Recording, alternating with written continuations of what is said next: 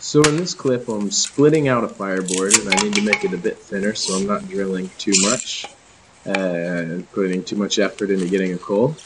And I'm also carving a notch in it so that all the dust created from the friction can collect into one area and the heat generated from it can collect into one area and then ignite that dust into a coal.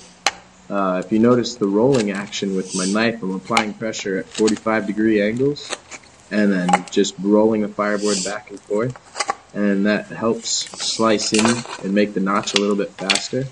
And then as a byproduct of splitting it, I've got a little board I can use as a dry spot to set my hole down on. But a couple things about Bowdrill. One is balance.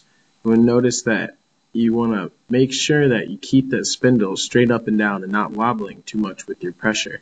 When you first start out, it can be a bit jiggly. So it's important to just start off slow, get the feeling of where the balance is, and then work yourself into it.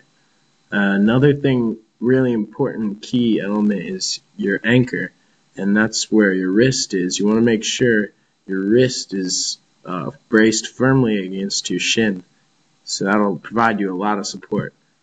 And then third thing on this balance aspect is the handhold. You want to make sure the handhold is deep enough and doesn't have weird angles in it. The rock I was using has some weird angles, so I'm going to peck it deeper so it performs just a little bit better.